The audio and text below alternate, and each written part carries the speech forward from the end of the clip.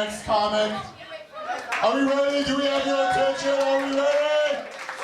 Everyone give a huge round of applause for Steve Dooley.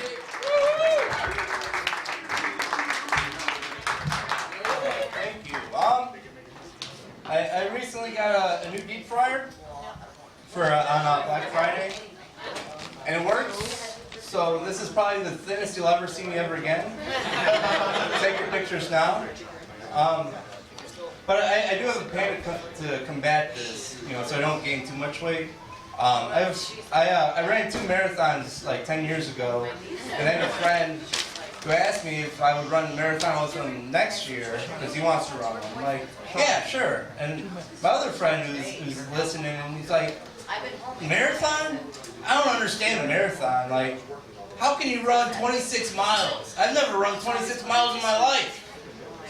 I'm like, it's not that hard. It's real easy. Like, I ran a Chicago Marathon. It's real packed at the beginning, and then once people start to break away and start to get into actual running, you just find an ass that you like, and you follow it for 26 miles. Like, I do that in life. It's just a thing that you do. And if you get bored of an ass, you just find another one you like, and you follow that one for the next 14 miles. It's really simple. But I was disappointed recently to realize that there are no more blondes in porn. And then I realized that you're not going to see a lot of blondes when you only go to Ebony, Latina, or big ass porn. So it was disappointing, but it was enlightening. So I actually figured it out, which was a good thing. But as you can tell by those last couple of jokes, I like butt meat. Let me put a little qualifier in there. I like butt meat sexually, but it's horrible for relationships.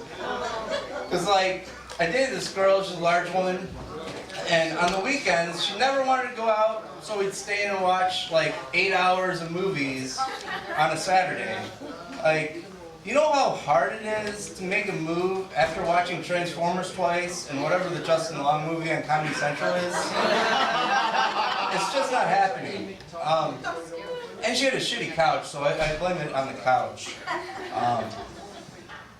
Let's see. I like butt meat.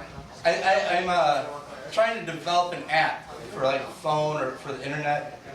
It's Shazam for porn. You take a picture of somebody, and then it searches the internet for somebody that looks like that. And because it's porn, it doesn't have to be perfect. It just has to be close. Like, take a picture. Oh, you like Latinas? About 5'6", nice ass. I can do this for you. I don't know. I think there's something there. Let's see. I was at the bar recently, watching the TV. They had Sports Center on. Top 10 plays of the week. All 10 plays were football plays. I was so disappointed there was no baseball plays of the week. Like, okay, so there's no baseball being played right now, but they're still better than football plays. Like, I don't understand football. The most popular play in football, they give the ball to the running back, and he runs into his teammate, and then he gets 2 yards. Like, I was watching the Bears game a few weeks ago. Matt Forte, he had like 7 of these plays, and then he had one play where he ran around everybody, and he got like 16 yards. Like, it's common sense. I've known since I was 2 that there's something in your way to try and go around it. But anyway, I was watching it, and the segment ended, and they had a commercial for some sort of eye drop. And you notice these commercials, they always have blue-eyed people as their spokesperson, which really speaks to me because I have blue eyes, and I learned when I was young that blue-eyed people are better than brown-eyed people. And my teacher told me, and I have blue eyes, and it's just stuck with me for so long. I only recently realized that there was a second day to that lesson, because I was sick the next day to school because I didn't want to go back to school with all my brown-eyed friends because I knew I was better than them. Anyway, I was at the bar, and it was a suburban bar, sports bar, and on the bar they have one of those screens that has all the games on it, like trivia and word games. But the only games that people play in that are the like mismatched pictures. You can tell the differences in pictures. And it's the ones with the women in it. And like the first round, they're all in bikinis. And then you win a round, and then they start taking pieces of clothing off. And like the first few rounds, I'm only looking for like camel toe, no camel toe. Like, I'm horrible at this game. And then like the later rounds, I'm looking for like a mole or like a third nipple. And I never like advance past like the second or third round, even when there's somebody helping me. I think we're all looking for the same thing. Like I watch TV with my dad, and he has a show that he likes called The Mentalist. And it's pretty popular. It has to be popular. It's like on the 6th season, I think. And I was thinking, like, why don't they make more mentalist shows? Like Law and Order, they've had like eight different shows. CSI, you had the original one. Then you had CSI Lieutenant Dan, and CSI Bright Skies. So I'm like, why don't they make more mentalist shows? You get like have one called The Sentimentalist.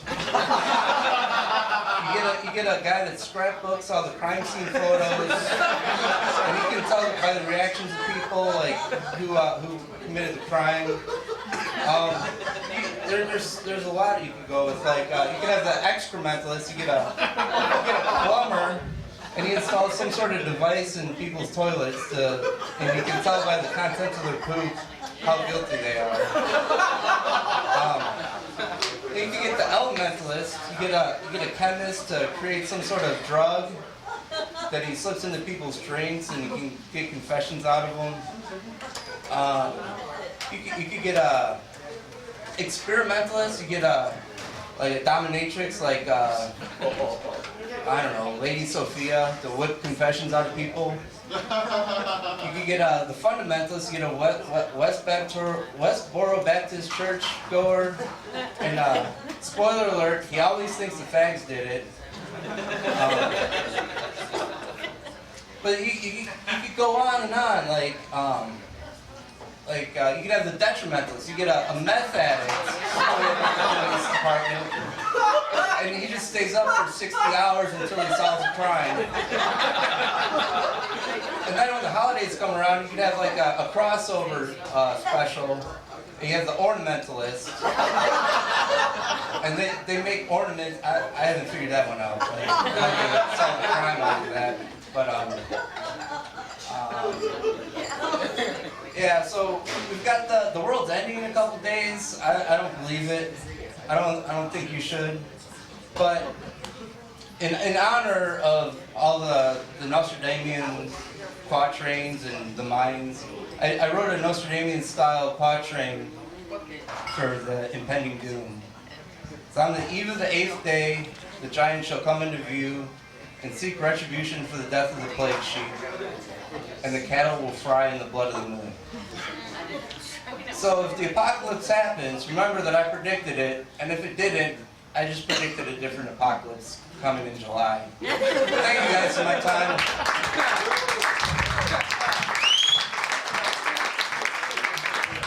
Steve, come and Julie, everybody. Big round of applause.